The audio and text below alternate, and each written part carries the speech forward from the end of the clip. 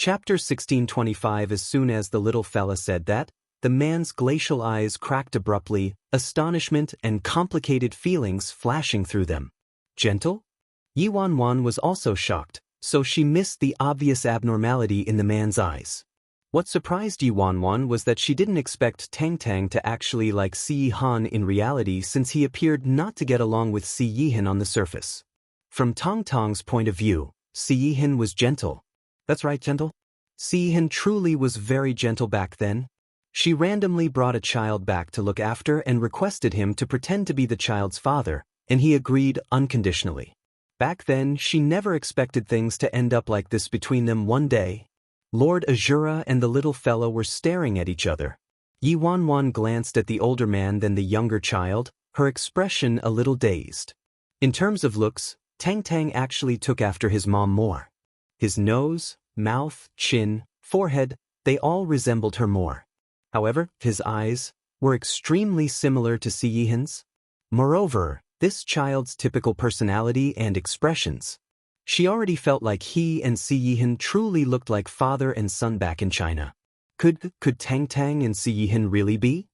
She could be excused for being ignorant of Tong Tong's existence since she lost her memory, but why was the culprit, Si Yihan, also clueless about Tang Tang? After all, having similar eyes and personalities couldn't explain everything. If they delved into things, Tang Tang actually seemed more familiar with Emperor Ji. Emperor Ji, Lord Azura, may I speak with you privately? I'd like to discuss a deal with the two of you. Shen Tianxin's eyes shifted as he thought of something and requested the other two men with a mischievous chuckle. As a member of the four great clans, Shen Tianxin might act slovenly, but his influence originated in his financial resources, strictly speaking, so he was doubtlessly a person every faction wanted to befriend. Regardless of a person's faction, no one wanted to be on bad terms with a god of wealth, so everyone would show him some courtesy. Ji Xiuran and Lord Azura were no exceptions. Ji Xiuran genially replied, "Of course. Lead the way, young Master Shen." Lord Azura also followed them to the nearby clubhouse corridor. Yi Wanwan furrowed her brows at the three men's departing figures. What havoc was Shen Tianxin up to this time? Tang Tang fretted with worry. Mommy, that Shen guy is definitely up to no good. In reality, Tong Tong's guess was rather accurate. When they reached an empty space, Shen Tianxin said to the two men in a conniving manner, "Please name a price, Emperor Ji, Lord Azura." "Name a price?" Ji Xiuran asked. "What do you mean, young Master Shen?" echoed Lord Azura.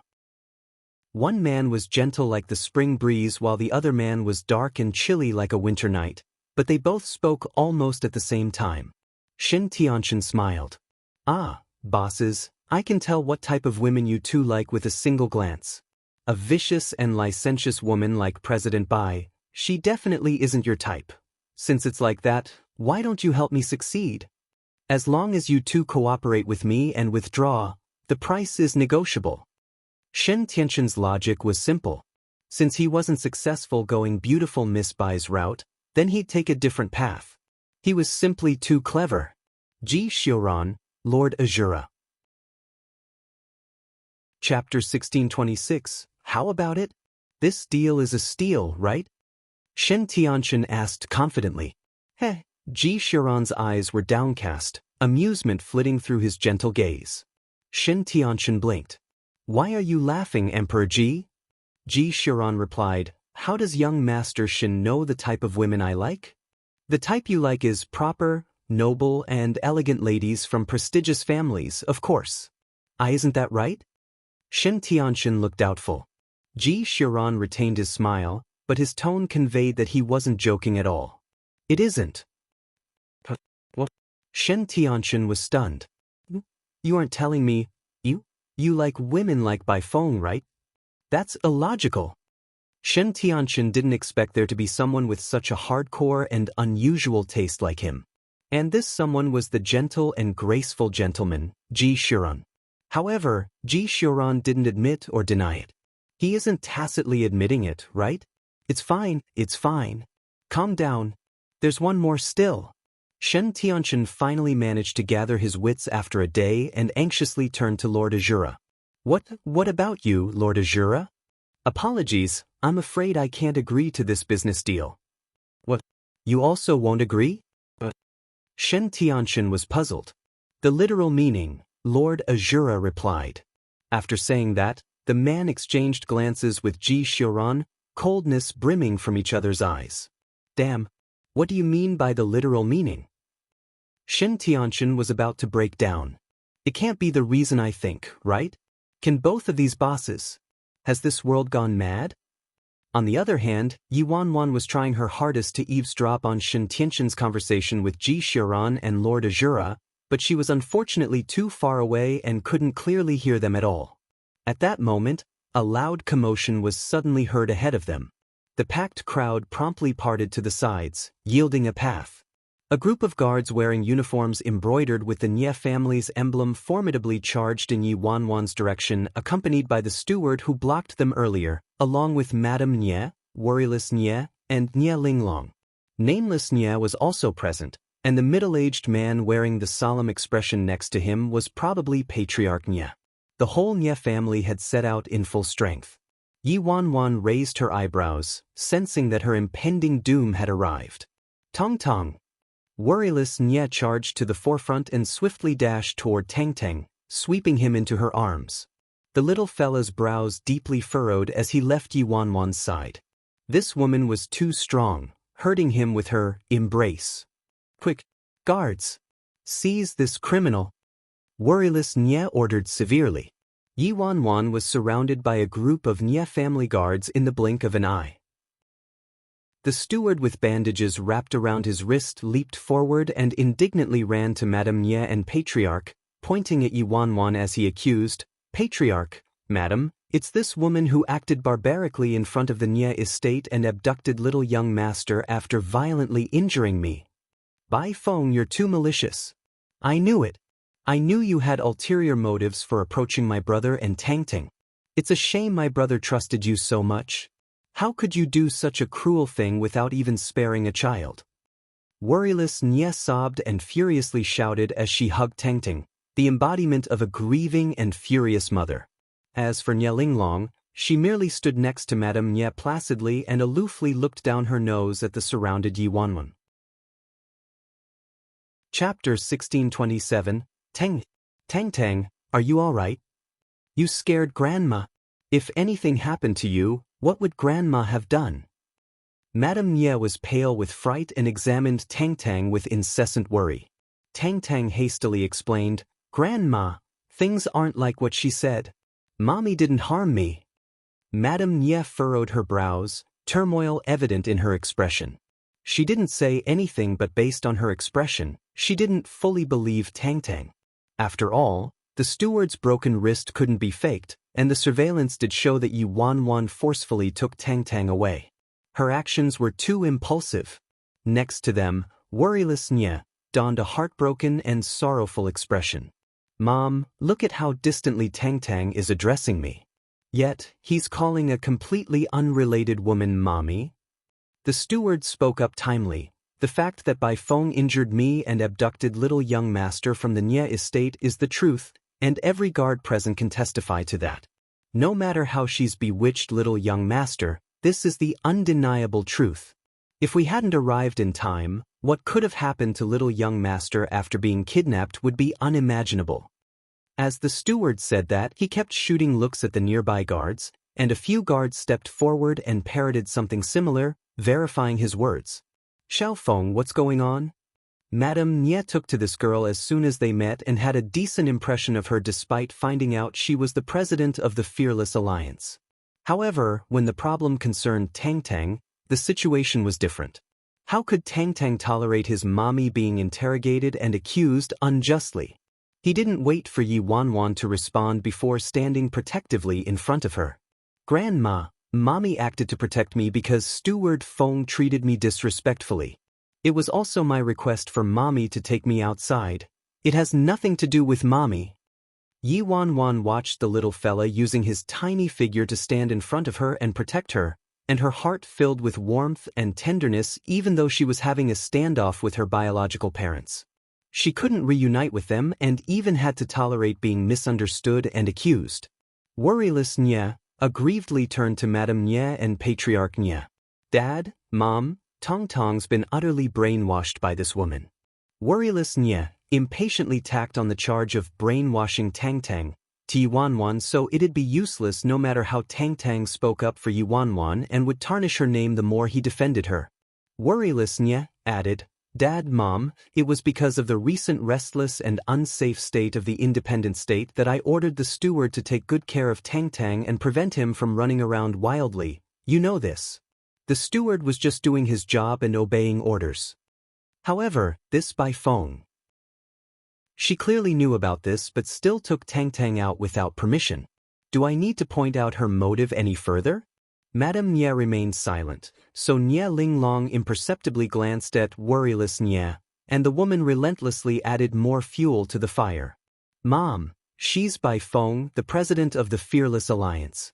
What kind of place is the Fearless Alliance? And who is Bai Feng? She's the independent state's infamous criminal.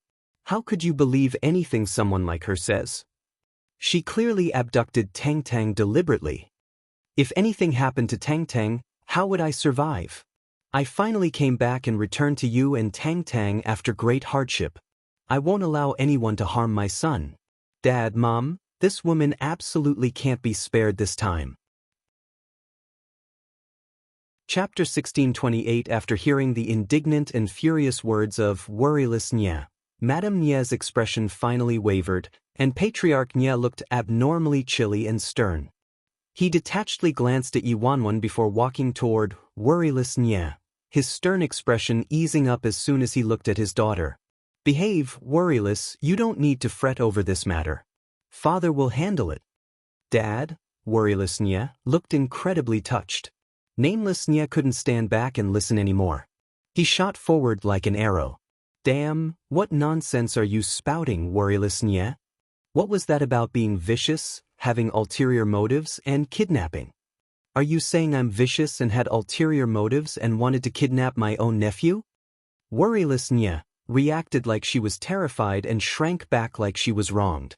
Brother, why would you think that? I wasn't talking about you. Nameless Nye was enraged. You weren't talking about me? Don't you know Bai Feng's my sworn brother? If you're doubting her, then you're doubting me. Did you think I was dead? Yuanwan felt rather conflicted about Nameless Nye's act of emotionally jumping out and standing up for her. She originally found it rather hard to accept that this idiot, Nameless Nye, was actually her biological brother, but this guy truly did treat her really well. Though his behavior was seriously too impulsive. He was truly a pig-like teammate who dragged one's feet. Yuanwan originally thought Nameless Nye would definitely believe her if she told him about her identity.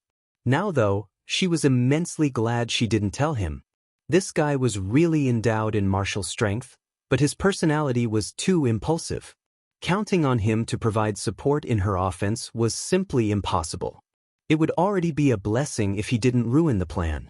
As expected, as soon as Nameless Nye spoke irrationally like that, Patriarch Nye slapped him on the back of his head and was angered. Punk, who are you shouting at? Who are you intimidating? Worryless is your true sister. Are you crazy? Just try intimidating her again. Nameless Nye clutched his head and jumped in anger. Damn, how did I intimidate her? I just spoke louder than usual. Can you be any more biased, Dad? Am I really your biological son? Punk, shut your mouth. I'll punish you later. All you do outside day and night is fool around. What kind of people are you befriending? Patriarch Nye ignored his idiotic son and aloofly looked at Yuanwan. President Fearless, it's an honor to meet you. The Nye family and the Fearless Alliance have always minded their own business, but this doesn't mean the Nye family is afraid of trouble. President Bai will have to give me an explanation for today's matter or else I'm afraid you won't be able to leave. As he said that, the Nye family's guards walked forward and surrounded Yuanwan. Currently, Yuanwan still looked a little dazed as the words spoken by Patriarch Nye protectively on Worryless Nye's behalf rang in her ears. She could tell that Madame Nye and Patriarch truly loved their daughter, Worryless Nye, a lot. She had been misguided by the memory fragments in her dreams and always thought her parents were dead already. She didn't expect them to still be alive and love her so much. Unfortunately, she couldn't reunite with them under the current circumstances and even had to endure such hostility. This was all due to this adopted daughter of the Nye family who she personally rescued years ago. She didn't expect to have nurtured a lurking enemy. Chapter 1629. What, Bai Feng, do you have nothing to say? Where's your explanation? Why did you abduct Tang Tang? What did you mean by deliberately befriending my brother? Worryless Nye interrogated her aggressively. A sharp glint flashed through the steward's eyes. He said acidly, Miss Worryless, why else would she have done it? Bro Flat Top's infamous for her monstrous crimes, so she naturally kidnapped little young master for money? Or she's a monster and simply wanted to commit murder to vent her rage without even sparing a child? If it weren't for the fact that we locked down the independent state and located them here in time, the consequences would have been inconceivable. Worryless Nye interjected, Dad, Mom, don't waste your words with her and seize her immediately. We absolutely can't spare a criminal like her. Patriarch Nye had always been an extremely protective person. Plus, Bai Feng targeted his most precious grandson today, so he raised his hand and gave the order, signaling his guards to act. Yi Wanwan narrowed her eyes, but not a tinge of panic or anger appeared on her face. Instead, she acted like nothing was happening. In response to their accusations, Yi Wanwan nonchalantly said, I abducted Tang Tang? So what Miss Nye is saying is that I abducted Tang Tang today with Ji Shiran, Shen Tianchen, eldest young master of the Shen family, and Lord Azura of Azura? What? Worryless Nye was startled. What do you mean? What does this have to do with Brother Shiran, eldest young master Shen, and Lord Azura? Yi Wanwan's expression was unfazed as she started crafting her story. Didn't Mr. Stewart say it's dangerous outside? So I specifically found several people to accompany me and guarantee Tang Tang's safety. What? Do you not think I, the president of the Fearless Alliance, along with Emperor Ji, Shen Tianchen, and Lord Azura are enough to protect Tang Tang? The fake worryless Nye was so mad that she started laughing. Bai Feng, I think you're acting like a cornered dog who's jumped over the wall. You're running your mouth off and spouting nonsense. How could Emperor Ji, Shen Tianchen, and Lord Azura be accompanying you? Can't you even find a more believable excuse? It was an extremely rare sight for these three men to be together, let alone accompanied by Feng together. Did she think they were random, ordinary civilians off the streets? However, just as worryless Nye said that, a round of footsteps was heard behind them. A second later, worryless Nye saw a familiar white figure calmly walking toward them and asking in his typical gentle tone, Uncle Nye, Auntie Nye, what happened? Why are you so angry? Disharan. The man stood half a step in front of Yi Wanwan, a clearly protective pose. Worryless Nye and the others were surprised by Emperor Ji's coincidental appearance when they saw a man wearing a flamboyant pink dress shirt and a second man wearing a black suit also walking toward them. The man in the pink dress shirt was Shen Tianchen, while the other man was actually Lord Azura. Worryless Nye stared at Shen Tianchen and especially Lord Azura in shock. She'd only seen Lord Azura once at Shen Tianchen's breakup banquet, but she absolutely wouldn't mistake him. These three people actually appeared at the same time. When Ye Linglong, who was too contemptuous to speak the whole time, saw the three people, her eyes brightened and she softly said, Brother Shiran, you arrived at the right time. Bai Feng kidnapped Tang Tang but is trying to excuse herself by saying. Chapter 1630 Ji Shiran asked, saying what? Worryless Nye immediately continued in a mocking manner. Bai Feng actually claimed she's with you, Brother Shiran, and young Master Shen as well as Lord Azura? Don't you think that's ridiculous? Ji Shiran looked at Yi Wanwan, a smile spreading on his lips. He answered, President Bai was indeed traveling with us today. Disbelief instantly filled the fake worryless Nye's face. How's that possible? Shen Tianchen slipped out from behind them. Why not? President Bai's been with us the whole time with the child, and we were having a lot of fun. Why did we suddenly turn into kidnappers in the blink of an eye? Kidnap? Please. How could the child encounter that kind of situation in our company? I'd bury the culprit in gold bars. The only partner in crime left was Lord Azura. Yi Wanwan was confident Ji Xiuran and Shen Tianxin would cooperate with her, but Lord Azura. Yi Wanwan discreetly smiled at the man while pleading. Please cooperate with me, boss. The man's eyes sparkled when he saw her smile but immediately avoided her gaze. When Yi Wanwan looked over, all she saw was him turning his head and staying silent expressionlessly. He didn't expose her but also didn't say anything, tacitly acquiescing to Ji Xiuran and Shen Tianxin's lie. Of course, it was also possible that he didn't want to interfere with this matter and was uninterested in talking to them. The Nie family didn't expect three people like Ji Xiuran, Shen Tianxin, and Lord Azura to all appear at the same time and were dumbfounded, unable to react. Nie Linglong knitted her brows tightly. Worryless Nie was incredulous. How could that be possible? She clearly wanted to kidnap Tangting. Patriarch Nie and Madame Nie also didn't anticipate the situation to turn out like this and became uncertain. Nameless Nie instantly made a racket. Keep talking. Say that my sister abducted Tang. Oh wait, my sister abducted Tang with Emperor Ji of the independent state, Shen Tianxin, an heir from the four great clans, and Lord Azura of Azura. That's a fucking cosmetic joke. Did you fucking want to kill me by laughing too hard so you could get my inheritance? Worryless Nies, and the stewards' faces turned ashen. Not to mention Ji Xiuran and Shen Tianxin's identities, but Lord Azura wasn't considered official and wasn't accepted by the martial arts union. However, there was no way he would do something like kidnapping a child. Wasn't this equivalent to publicly trying to humiliate Azura by saying that? The fake worryless Nies' eyes brimmed with suspicion. But Brother Xiuran, young Master Shin, Lord Azura, why are you three together? The cold-faced and silent Lord Azura suddenly spoke up. Do I need to explain to you who I'm with?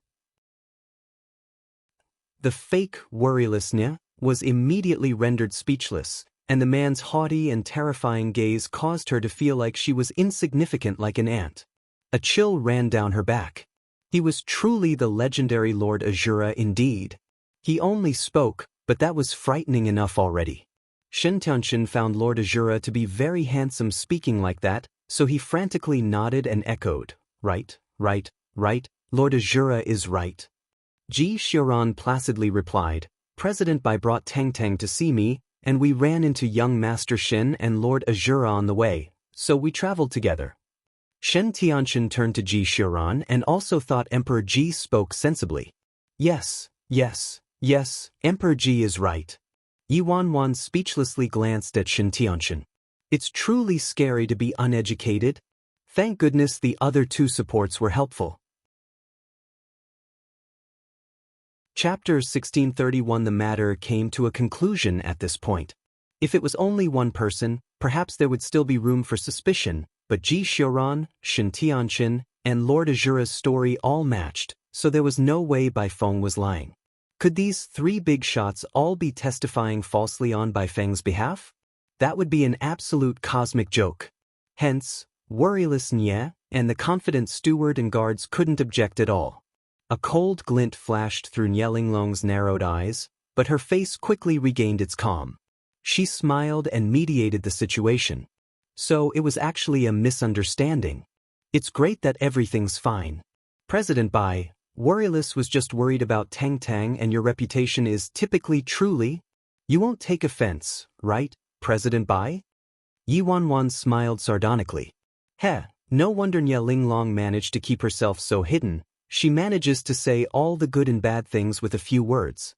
Damn. Wanwan kindly took Tang out to have fun but was splashed with a bucket of dirty water. Yet you're wiping everything clean with, it's a misunderstanding? Nameless Nie furiously questioned. Yi Wanwan was touched. You should at least learn from young Master Shen.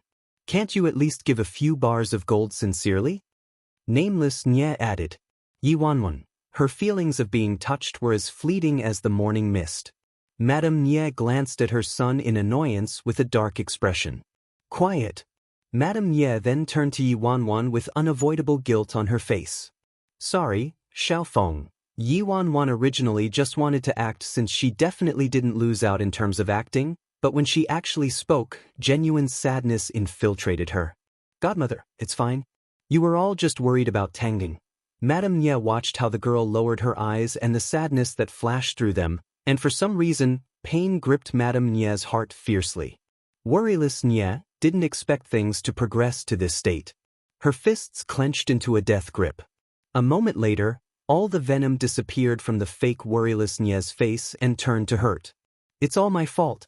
If it wasn't because I didn't do my job as a mother, today's events wouldn't have happened. I've been back for so long, but Tang still isn't able to accept me. The steward immediately glared at Yi Wanwan and cuttingly said, "This isn't Miss Worryless' fault. She's little young Master Tong's real mother, but some irrelevant person appeared out of nowhere and acts so intimately with little young Master every day. Just what is her ulterior motive? Why didn't I know bro Flat Top of the Fearless Alliance was so compassionate and liked children so much?" Madame Nye sighed. They doted on this daughter the most, so they naturally ached upon seeing their daughter depressed every day due to her bad relationship with her son, their grandson. Nye Linglong was very satisfied by the steward's performance. She looked at Tang and gently said, "Tang, it's second sister who's your true mother, but you act more intimate with someone else other than your own biological mother. Don't you know how much you're hurting your mother?" If they looked at it lightly, Nye Linglong was reminding Tang as a senior.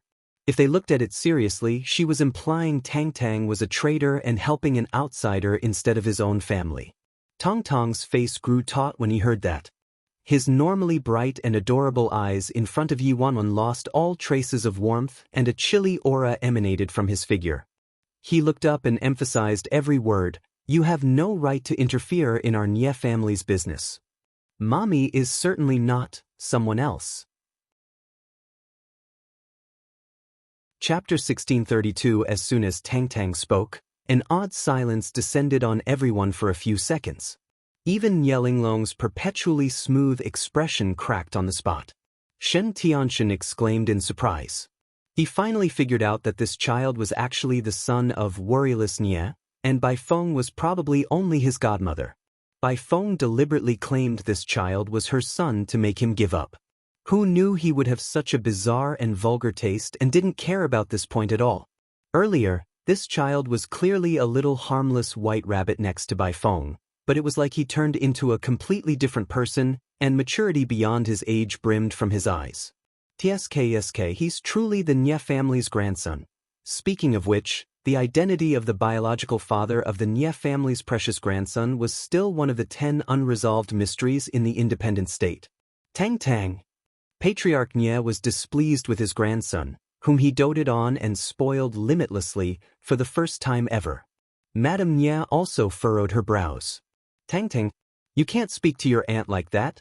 Nye Linglong acted like she didn't care and affably said, "Dad, Mom, I'm fine. Tong's still young, so he still has much to learn." Worryless Nye immediately seized the opportunity to unleash her displeasure and raged, "Tang, you went too far. I can forgive you for being disrespectful toward me and treating me like nothing, but your Auntie Linglong has cared for you so well these past few years. How could you talk to her like that?" As Worryless Nye spoke, she glanced at Yi Wanwan, and her words became more enraged. "You keep wasting your days with an outsider all day and follow her outside without care for your family's worries. Is a traitor like you really a member of the Nye family?" Yi Wanwan's face chilled the second she heard the last part. Madame Nye furrowed her brows. She felt like her daughter spoke too harshly. However, one of them was her grandson while the other was her daughter who she still felt guilty toward, so she valued both equally and couldn't bear to admonish either of them severely. At that moment, Yi Wanwan suddenly walked toward Ji Shiran and took the cake Tang made that day from his hand before walking back toward Worryless Nye. What are you doing?" The fake Worryless Nye was putting on the air of a mother and arrogantly yelling at them, but when she saw Yi Wanwan approaching abruptly, the woman's scary and dangerous aura caused her to take a step back automatically. Nameless Nye wiped his face and couldn't help but swear inwardly. Damn, these two people's auras are on two completely different levels. Is such a cowardly woman really my sister? Boss Famous clearly resembled his sister more. When Patriarch Nye saw Yi Wanwan murderously marching toward Worryless Nye, with a box in hand, his expression tensed instantly, and the steward and guards all became cautious. Yi Wanwan stopped in front of Worryless Nye and dropped the cake box at her feet without a word. Ah! The fake Worryless Nye involuntarily screamed when she was splattered by a flurry of whipped cream. Bai Feng, are you crazy? You've gone too far. Worryless Nye glanced at Madame Nye and Patriarch Nye as though she'd been wronged immensely. Everyone was expecting some kind of weapon and was prepared to act, but to their surprise, Yi Wanwan actually threw a cake, so they were reasonably flabbergasted. After doing that, Yi Wanwan expressionlessly said to the fake Worryless Nye, "Look." Worryless Nye and the other people reflexively looked down at the cake smashed to the ground, puzzled. Chapter 1633. 1633. Yi Wanwan returned to Tang Tang's side before coldly saying, enunciating each word carefully, "This is the cake Tang Tang went to a cake shop to personally make today because Tang Tang knew it was his mom's birthday in a few days. Tang Tang crafted every flower and every word on the cake with his own hands. He wanted to give his mom a surprise. You publicly admonished him without asking the reason and even said such heartbreaking words. You always keep blaming Tang Tang for not being close to you, but what about you, Worryless Nye? Have you fulfilled your responsibility as Tang Tang's real mom?" With every word that Yi Wanwan uttered, the fake Worryless Nye's face paled a shade, and her back inexplicably felt a chill when she heard Yi Wanwan call her Worryless Nye. Nye Linglong's expression also shifted, and she darkly glanced at Worryless Nye. Useless thing. An imitation was an imitation. Nye Linglong exerted so much effort paving so many paths for this woman, but Worryless Nye still managed to suppress her like this. Tang Tang raised his head and looked at his mommy. His beautiful eyes, bright as the starry night, reddened a tinge. "Mommy is so angry because of me. Mommy really cares about me." Everyone could still faintly see the words, "Happy birthday, Mom," on the crushed cake. The moment Patriarch Nye and Madame Nye saw the cake, they realized they misunderstood Tang Tang, and their hearts were about to shatter from heartache when they saw their precious grandson's red eyes. The two elders didn't have the capacity to pay attention to anything else and hastily ran toward Tang Tang. Madame Nye pulled Tang Tang into her arms, brimming with guilt. "Tang Tang, sorry. It's Grandpa and Grandma's fault. We shouldn't have blamed you without understanding the matter first. Baby Tang Tang, Grandpa was also wrong. It's Grandpa's fault." Patriarch Nye, who was still maintaining his status as the head of the family moments ago, was completely wrought with panic at that moment and kept apologizing to his grandson anxiously like a normal grandfather. "I didn't know." The fake Worryless Nye was dazed from the counterstrike. She was about to defend herself when Madame Nye looked at her unhappily. "You acted too rashly this time, Worryless. If you paid more heed, your relationship with Tang Tang wouldn't have deteriorated to this extent." Yi Wanwan glanced at the cake. "Sorry, you don't deserve this cake." If she directly unveiled the truth to her parents, the risk would be too high. Her best option was to make them realize slowly and guard against her. When Yi Wanwan saw Madame Nye and Patriarch Nye's reaction, she knew that the seed to make them dissatisfied with Worryless Nye was successfully planted. However, this was merely the beginning. Alas, this absurd commotion finally drew the curtains. Please excuse our trivial family matters. Madame Nye and Patriarch Ji said to Ji Xiuran and the others before turning to Ji Xiuran and saying, "Xiuran, come visit our home more when you have time. Tang Tang misses you a lot." Ji Xiuran's typically faint smile appeared on his face. Of course. The two elders apologized to Yi Wanwan again before leaving with Tang Tang in tow. After Yi Wanwan sent Tang Tang off, she turned around and discovered that Lord Azura had left already without her noticing while Shun Tianxin was called away by his assistant. "Ah, my assistant is hurrying me again. I've got to go. You owe me a favor for today, beautiful miss." Shen Tianxin didn't forget to endear himself to her before leaving. Chapter 1634. And so, only Yi Wanwan and Ji Xiuran remained. Yi Wanwan was fretting about how to interact with Ji Xiuran due to her new identity, but Ji Xiuran broke the silence first. The antidote to the love goo is being developed right now. Don't worry, Ji Xiuran reassured her. Yi Wanwan coughed. I won't worry, I won't worry. With you here, of course I won't worry. Then she suddenly asked furtively, but, what if the antidote still isn't developed in 3 months? What are you planning to do? There was only one cure left for the love goo aside from an antidote. Would Ji Xiuran agree? As soon as Yi Wanwan said that, she regretted it. Why the hell did she ask that question so masochistically? However, she was really curious. Ji Xiuran's slender fingers lightly brushed a loose strand of hair behind Yi Wanwan's ear, and he chuckled, his face akin to thousands of pear flowers blossoming. There isn't any what if. Amidst this strange silence, footsteps were heard behind them. Nameless Nye returned abruptly. President Bai, I almost forgot I had something to say to you. Ji Xiuran nodded to Nameless Nye in greeting before excusing himself and leaving. After Ji Xiuran left, Nameless Nye stood in front of Yi Wanwan and scratched his head. Sister Famous, don't take it to heart. That sister of mine probably got shocked somehow while on the outside these past few years, so there's probably some screws loose in her head. Screws loose in her head? Even though Nameless Nye wasn't referring to her, Yi Wanwan was still speechless. Who would talk about their sister like that? Oh, right, Sister Famous, I actually wanted to see you today to tell you something very important. Nameless Nye said. Something important? Yi Wanwan raised her brows. What important thing could Nameless Nye possibly have to say to her? Nameless Nye looked excited for some reason. Sister Famous, didn't you get poisoned by the love goo earlier? Yi Wanwan's face darkened. This guy actually wanted to mention the love goo in front of her. Thanks to Captain Nye, Nameless Nye chuckled. You're welcome, you're welcome. Yi Wanwan was already used to this guy's shamelessness. Just what did you want to say? Nameless Nye eagerly said, Sister Famous, don't worry, handling the love goo is a piece of cake. As long as there's money as the motivation. Blah, I mean out of urgent concern for you, Sister Famous, Dead Man has developed an antidote already. Only the female has to consume it, and the goo will be cured.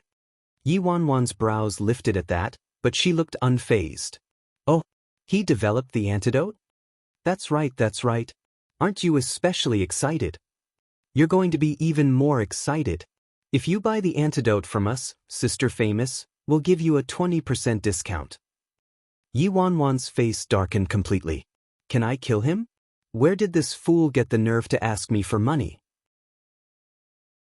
Yi Wanwan artificially smiled. No need. Nameless Nye was startled. But, do you think it's expensive? He looked like he was controlling his pain and added, Then I'll give you a 30% discount. This is the biggest discount I can give you. It can't be any bigger. No need. Nameless Nye asked, Then what about 50% off? The price can't be any lower or else I won't make my money back. I'm telling the truth. My dear brother, even if you give it to me for free, I don't need it. Thanks. Nameless Nye was taken aback by Yi Wanwan calling him, dear brother, warmth enveloping his heart for some reason. He regained his wits moments later and asked in confusion, why? This was an antidote related to her life.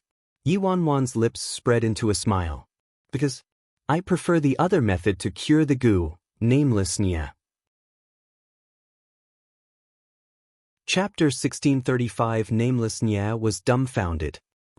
The other method, to cure the goo, Nameless Nye finally realized what Yi Wanwan meant after half a day. Damn, but the child goo is planted inside of Lord Azura. Nameless Nye squeezed out, You're my sister indeed. So gutsy, thank you for the compliment. I still have something to do, so bye-bye. Hey! Wait, Yi Wanwan asked, what is it? Ahem, Nameless Nye looked abashed for some reason. Sister Famous, can you, Yi Wanwan found Nameless Nye's embarrassment to be a rare sight and asked in amusement, Can you what? Can you call me brother again? Yi Wanwan, Nameless Nye hastily explained, Ahem, I just think that it's especially pleasant to the ear When you call me brother, Yi Wanwan's eyes softened, and she sardonically looked at the man. Call you brother? Sure. Each word will cost a bar of gold. Nameless Nye was flabbergasted. Damn. 1,000 in gold for each word? Are you robbing me? Yi Wanwan burst out laughing. Nameless Nye ground his teeth. Just wait. When I earn millions and millions in assets, I can hear it as many times as I want. Sure. I'll wait. As Yi Wanwan walked away, she waved at Nameless Nye. She still had to keep conquering her antidote. The streets in the surrounding area were packed today, so Yi Wanwan wagered that Lord Azura hadn't gone far. As expected, Yi Wanwan found the black car slowly inching forward in the crowd about 2 kilometers away. Yi Wanwan squeezed to the front of the car and blocked its path before knocking on the window. The window lowered, revealing Jiang Yan's glowering face.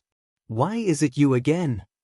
Yi Wanwan ignored her and propped her arms sideways over the window, turning to the man sitting in the back. My esteemed Lord Azura, are you free tonight? Want to have a drink together? The man's face was concealed in the shadows and remained unclear. Jiang Yan exploded before Lord Azura could speak. Bai Feng, you want to die? This woman actually dared to hit on his lord. Who gave her the guts? Yi Wanwan glanced at Jiang Yan with a grin. A foreboding feeling arose inside Jiang Yan when he met that smile, but it was too late by the time he reacted. Yi Wanwan grabbed him by his neck and lamentably said, if the esteemed Lord Azura isn't willing, I'm afraid this loyal subordinate of yours will have to lose his life. Jiang Yan never would have expected this woman to be shameless to this extent. She was the leader of a faction, to say the least. How could she do such a thing? Jiang Yan was about to erupt in rage. Bai Feng, your imagination has gone wild. Do you think my lord would be threatened by such crude techniques by a shameless scoundrel like you? Even if I have to die, I wouldn't allow you to sully my lord. Before Jiang Yan could finish speaking, the back door opened, and the man's long and slender legs were revealed as he exited the car. Lord Azura expressionlessly glanced at the girl before his extremely glacial gaze landed on her hand touching another man. Release him. Yi Wanwan smiled and obediently released Jiang Yang at once, pushing him into the car before skipping toward the man. Sure. Jiang Yan helplessly watched as his lord relented to the vixen's demands because of him. He was extremely moved. He never would have expected to have such an important position in his lord's heart. Chapter 1636. The hall was suffocatingly silent, and darkness pervaded every corner without disturbance from a ray of light. A man gently swirled the burgundy wine in his wine glass with his snow-white slender fingers, an inscrutable smile hanging from his lips. Soon, the man lightly snapped his fingers, and a faint light lit up the hall. President. An elderly man slowly entered and bowed at the man. A guest is here. The man replied, Bring her inside. Yes, President. The man turned and left. Moments later, Nye Linglong opened the door and entered, showing no unfamiliarity with her surroundings and naturally sitting down on the nearby couch. Drink. The man turned his chair, facing her. His unfathomable and extremely wickedly seductive eyes seemed to contain the universe, but this pair of eyes also contained all kinds of indescribable emotions. Thank you. Nye Linglong accepted the glass of wine that a servant handed to her and took a sip. Leave. The man waved his hand and the various beautiful servants left the hall, softly closing the door behind them. Hey, why are you here? The man asked with a snort. My plan ran into some roadblocks, Nye Linglong nonchalantly replied.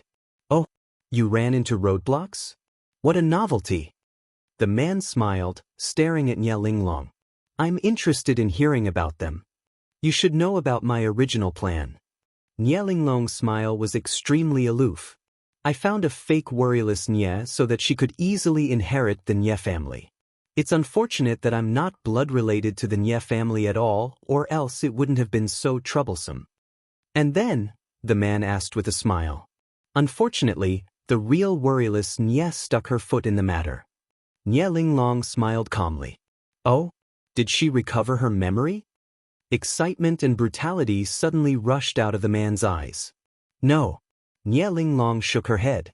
The man's excitement and brutality disappeared upon hearing that, leaving behind intense disappointment. I didn't have any other objective coming here today but to inform you. Nie Linglong indifferently said, I'm not a biological daughter of the Nie family, so I can't inherit the Nie family. I originally planned to have the fake worryless Nie inherit the Nie family, but it appears it won't be easy. If I don't end up succeeding, I can only use my own methods to act. What's your method? The man asked. Nie Linglong's lips curled up into a chilling smile. Destroy the Nie family and kill the genuine worryless Nie. An icy glint that seemed to have existed since the beginning of time arose in the man's eyes. As soon as he spoke, it was like the whole world's temperature dropped to below freezing.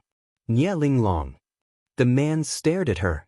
If you dare to touch a single strand of hair on her, a nefarious emotion enveloped his face. You will die miserably. Oh. Nie Linglong abruptly stood up and stared at the president of the martial arts union before her, amused. You'll make me die miserably, huh? Do you want to try? The man smiled. I don't have time to waste words with you here. I'm merely informing you, not asking for your opinion, Nie Linglong expressionlessly replied. Chapter 1637. I hope worryless Nie will remain safe and sound before she recovers her memory, the man said. What about after she recovers her memory? Nie Linglong asked. After her memory recovers? The man's evil nature enveloped the room without restraint, and the chilling scar at the corner of his eye looked immensely ferocious. After she remembers everything, I will personally make her suffer in hell. Your taste is rather unique indeed. Nie Linglong snorted. Who you need to pay heed to is nameless Nie, not worryless Nie, the man said. Nie Linglong sneered scornfully at the mention of nameless Nie. There's no need to worry about my brother. He's obsessed with martial arts and is now wholeheartedly focused on using all sorts of crooked means to earn money. However, if my brother really becomes a hindrance, I don't mind eliminating him. Oh? The man pensively looked at Nie Linglong. No one in the independent state dares to claim they can eliminate nameless Nie. Your brother can fight even piece of shit. Yet you say you can? Unfortunately, he has too many fatal weak points. Using martial strength is the most idiotic method to reap my brother's life, but there are simply too many other methods to kill him, Nie Linglong said with a sneer. No need to startle the snake. You just need to utilize your brother's shortcomings and make his parents evict him from the Nie family. This way, the only heir will be the fake worryless Nie. As for Nie Tangxiao, he's too young and not worth mentioning. However, you must leave worryless Nie to me, the man said. My time is limited, so I can't guarantee whether she can recover her memory. I don't care about worryless Nie as long as she doesn't hinder me. Otherwise, I don't have that much time to wait for her to recover her memory. After saying that, Nie Linglong left without looking back. After Nie Linglong left the martial arts union's main hall, a man wearing a silver mask walked out from the back, his aloof voice ringing in the hall. Nie Linglong is becoming harder to control. The martial arts union's president smirked, swishing the wine in his glass. Everything's going according to plan. It won't be long before it's time for the independent state to have a change in atmosphere. It's becoming more interesting. Other people are insignificant, but Nie Linglong's strength is growing stronger, so we need to keep a watch on her. There's nearly no one in the independent state who can suppress her now, the masked man softly said. Heh! The president's lips turned up, full of maliciousness. When a person is too greedy, it's like a snake trying to swallow an elephant. For Nie Linglong, if she wanted it, half the independent state would belong to her. If her infidelity grows too strong, I'll make her regret being born in this world. I hope so. The masked man sounded aloof. Currently, inside the Fearless Alliance, Yi Wanwan languidly leaned back in her office chair. After tonight, it would almost be time for her to return to Scarlet Flame's Academy since her 2 A-rank missions were easily accomplished already. She hoped Big Dipper's terrible acting wouldn't be discovered by the people at Scarlet Flame's Academy, or else she would definitely come back and beat Big Dipper until he was dead. Yi Wanwan picked up the phone and looked at the messaging app she hadn't logged onto for a long time. Gong Su, Luo Chen, and others sent her a message every few days, mostly inquiring about her whereabouts. However, Yi Wanwan never responded to any of the messages and wouldn't contact them until she returned to China. Chapter 1638. Carefully thinking back on it, it had been some time since Yi Wanwan arrived in the independent state from China, and everything that happened in the independent state was surreal and unrealistic like a dream. She went from being an average daughter of the Yi family in China to the terrifying demoness and boss of the independent state. She even discovered her true identity. These mere few months in the independent state changed her life. Yi Wanwan's urge to find her lost memories especially intensified after learning she was the second miss of the Nye family, worryless Nye. Once she regained her memory, she should be able to easily resolve every mystery. Just what happened back then? Why did she abandon Tang Tang, her parents, and the entire Nye family and leave the independent state? Who was Tong Tong's other parent? There were too many mysteries right now, and she was unable to discover the answer she wanted from this chunk of memory that didn't belong to her. Moreover, just what was the situation with the grandpa that occasionally appeared in her mind? Why did her grandpa lie to her and tell her that her parents passed away already? In the midst of Yi Wanwan's contemplation, she accidentally caught the silver-haired man's mood journal from the corner of her eyes. "Ah, little worryless, my wonderful disciple, where the hell did you go? Days without my disciple by my side are too boring." Yi Wanwan's eyes shifted, vaguely recalling this silver-haired man. Back then, if it weren't for this silver-haired man interfering back in China, her fate would have been too horrible to contemplate. "Little worryless," Yi Wanwan murmured. Could the little worryless that this silver-haired man referred to be worryless Nye? With the silver-haired man's martial arts skills, he absolutely couldn't be Chinese.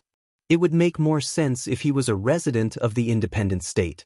On a whim, Yi Wanwan sent a message to the silver-haired man. "Are you there? Duguchiobai 1. This user is dead already. Burn some paper offerings if you need something. If you don't burn offerings, you won't have toilet paper when you use the restroom." Yi Wanwan? Duguchiobai 2. This user is dead already. Burn some paper offerings if you need something. If you don't burn offerings, you won't have toilet paper when you use the restroom. Yi Wanwan was speechless. Could this fool really be her master? Did he have to be so frightening? Yi Wanwan sent at least a dozen messages, but the silver-haired man didn't respond to any of them as though he set up an automatic message response. She had no choice but to give up and wait for the silver-haired man to respond after seeing her messages. "Sis phone." Big Dipper suddenly sprinted into the office. Yi Wanwan casually set her phone down and glanced at Big Dipper. "What is it?" "Sis phone, I heard you asked to meet with Lord Azura at a bar tonight." Big Dipper looked secretive. "How did you know?" Yi Wanwan was puzzled. "Of course I know. That Jiang Yen is spreading news everywhere that you're a demoness trying to seduce Lord Azura and even used Jiang Yan's life to threaten Lord Azura." "Lord Azura was forced to agree unwillingly," Big Dipper answered.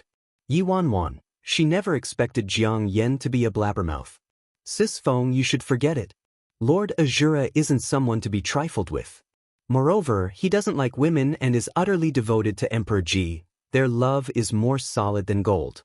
We should allow Lord Azura and Emperor Ji to be together. If we offend both parties and they team up to pulverize our fearless alliance, we couldn't take the damage." Big Dipper seriously tried to persuade Yi Wanwan. Chapter 1639. 1639. Without waiting for Yi Wanwan to respond, Big Dipper said, "Oh, right, I remember something major that I just found out. Are you the independent state's freaking handy messenger?" Yi Wanwan asked, "What is it?" Big Dipper approached Yi Wanwan with a secretive expression and whispered, "Sis Feng, I heard Madame Nye and Patriarch Nye flew into a thunderous rage today and harshly chewed Nameless Nye out." Yi Wanwan was startled. How was this major? Wasn't this normal for Nameless Nye? When wasn't Nameless Nye being chewed out black and blue by Patriarch Nye and Madame Nye? You might have a misunderstanding about what a major matter means. Also, why do you keep probing into other people's business? Yi Wanwan nonchalantly said. Sis Feng, what should I do aside from scouting for news? Under your management, the Fearless Alliance is gradually returning to the right track, so I don't have much to do.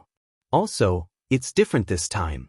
I heard Patriarch Nya almost wanted to beat up Nameless Nya with his own hands. I think it was due to second Miss Nya too, Big Dipper responded after a moment of thought. Yi Wanwan's brows furrowed lightly. Second Miss Nya was that fake, worryless Nya. Sis Feng, do you think it's because they're fighting over the Nya family's inheritance? Big Dipper grumbled. A casual remark sounded significant to a suspicious listener. Big Dipper's casual illogical remark held a different flavor to Yi Wanwan's ears. Fighting over the family property was unlikely, but if it was fighting over the inheritance and control of the Nya family in the future, Yi Wanwan's eyes glinted. That impersonator was discovered by Nya Linglong, so she had to be following Nya Linglong's lead. Nya Linglong must have found an impersonator to enter the Nya family for a reason. Just what kind of secret objective did she have? Nya Linglong didn't have any blood relations to the Nya family, so the Nya family's right of inheritance definitely wouldn't have anything to do with Nya Linglong in the future. This way, the only people who could gain the right of inheritance were Worryless Nya and Nameless Nya. As for Tang Tang, he was too young and wouldn't be under consideration. Yi Wanwan trembled. Nya Linglong couldn't inherit the Nya family since she was unrelated by blood, but if she found a fake puppet Worryless Nya, who was obedient to her, it would be an entirely different matter. Worryless Nya and Nameless Nya were the only legitimate heirs of the Nya family. However, as long as Nameless Nya remained in the Nya family, he would remain an extremely uncertain factor, since he was the eldest son of the Nya family, and there was an extremely high chance that the future right of inheritance would end up in Nameless Nya's hands. Nya Linglong probably wouldn't permit this kind of thing to happen. Hence, as long as Nameless Nya was eliminated from the family, the Nya family's right of inheritance could only end up in the hands of the fake, worryless Nya in the future. After the impersonator took over the family, it would be the same as Nya Linglong gaining control of the Nya family. Nya Linglong. A cold glint surfaced in Yi Wanwan's eyes. If it was really as she thought, with Nameless Nya's personality, it was seriously too simple for Nya Linglong to get rid of Nameless Nya and get his name stricken off the Nya family's books. Yi Wanwan naturally didn't doubt Nameless Nya's martial strength, but in terms of schemes and shrewdness, he couldn't match Nya Linglong and the fake, worryless Nya. He was a preschooler at most. Chapter 1640. Late at night, after Yi Wanwan changed into a light and comfortable outfit, she went to keep her appointment. Moments later, Yi Wanwan stopped in front of the entrance of a secluded alley. At the other end of the alley was a shabby, unremarkable metal door with the graffiti letters, LD, casually on it. LD stood for Lost Demon. This was the independent state's most famous nightclub. Yi Wanwan pushed open the creaking door. A wave of ear-shattering music ambushed her in the face, and the dazzling lights sent her vision blurring. It was akin to a whole nother world. This happened to be the busiest time for the nightclub, and everyone was reveling and wildly screaming. Yi Wanwan randomly found a corner to sit down and waited for her date, bored to death. She headed out early, so there was still half an hour before their agreed-upon time. Whether it was Si Yihan or Lord Azura, Yi Wanwan found it hard to imagine either of them coming to a place like a nightclub. It was off-putting no matter how she thought about it. Thankfully, although her methods might be a bit shameless, they came in handy. Since Lord Azura agreed, he wouldn't go back on his word. As expected, when it came to the meeting time, Yi Wanwan saw a familiar figure appearing at the entrance. The man was wearing a prim, white English-style dress shirt and light tan vest with a black trench coat on top. Amidst the people wickedly reveling at the bar, his elegant and reserved demeanor was truly too inharmonious and too eye-catching. Yi Wanwan couldn't help examining the man from head to toe, and she clicked her tongue. She was about to stand up to inform him of her whereabouts when she saw a beautiful and sexy woman blocking his path. "Little big brother, let's have a drink?" The woman sensually pressed closer while running her hands through her gorgeous curly hair. The man coldly stared at the woman who suddenly appeared in front of him, unfazed as though he was looking at an inanimate object. The beautiful woman was shocked by such a gaze but became more interested instantly. Yi Wanwan was exasperated as she watched this scene from afar. Tisk! He had only walked 2 steps inside this place, yet he became a target instantly. That face of his was truly a charming catastrophe. Not many people knew Lord Azura's true appearance, so the woman naturally didn't recognize him and wanted to hit on such a superb quality man. Yi Wanwan focused her vision and surprisingly realized the beautiful woman had a familiar face. She seemed to be the hall master of a division hall of the Fearless Alliance. Jiang Yen, following behind Lord Azura, immediately blocked the woman like a door god. Insolence! Jiang Yen didn't hold any tender feelings for the fairer sex, and a murderous aura brimmed from his eyes. Scram! You're rather arrogant. No one at LD Bar dares to speak to me like this. The beautiful woman's smiling expression darkened instantly, and she drew a whip from her waist. As soon as some nearby guests saw that signature dragon-boned whip, terror surfaced on their faces. She was a division hall master of the Fearless Alliance, the Hegemon Flower, Luo Lina. Did this man want to die? Why did he dare to provoke this Hegemon Flower? Jiang Yen had a stifled fury boiling inside him for ages and didn't have any patience now, so he immediately attacked. The watching guests noticed the commotion and eagerly watched the show. Let's make a bet. Can the Hegemon Flower bring a beauty home tonight? Is that even a question? Is there a man the Hegemon Flower can't sink her claws into? A swish pierced the air and Luo Linna's whip slashed toward Jiang Yen lightning fast. Jiang Yen dodged to the side and used his palm to strike one of her vital pressure points. Chapter 1641. How could Lord Azura's personal bodyguards be inept? The woman was careless and was hit in the chest. Although she avoided it in time, she probably still sustained heavy damage. The woman didn't expect the other man to be so skilled and she lost all traces of carelessness. The duo entered a fierce fight. Oh! A group of people was boisterously watching the show from the biggest booth in the center of the nightclub. Some higher-ups and core members from the Fearless Alliance were having a gathering at the club tonight. Earlier, Luo Lina said she saw a superbly handsome man and promptly approached the man to hit on him. This group was currently betting on how many seconds it would take for Luo Lina to get the man this time. Hall Master Luo ran into a hard-to-crack nut. That's right. After all, Hall Master Luo managed to get previous men with her looks alone. Who's that man? How come I've never seen him before? He even brought a personal bodyguard with him to a nightclub. Which family's young master is he? Who cares which family he came from? He'll definitely be our Hall Master Luo's man tonight. What are you playing that makes you all so happy? At that moment, Big Dipper and 7 Star entered from the main entrance on the other side of the club. Hall Master Luo took a liking to a handsome guy but failed in her seduction, so she started fighting with the guy's personal bodyguard and plans to get him forcefully, a member explained. Wow, so explosive. Quick, give me a handful of seeds. Big Dipper hastily grabbed a handful of seeds and started watching the show. Meanwhile, 7 Star already caught clear sight of the person Luo Lina provoked. His expression changed and a headache crept over him. Shit. How could such an entertaining show be shit? Big Dipper rolled his eyes at 7 Star before returning to the fight. At that moment, a light swept over the commotion, illuminating the faces of Lord Azura and Jiang Yen. Hack. Big Dipper started choking when he saw the faces, scared shitless. 7 Star disdainfully started clapping Big Dipper's back.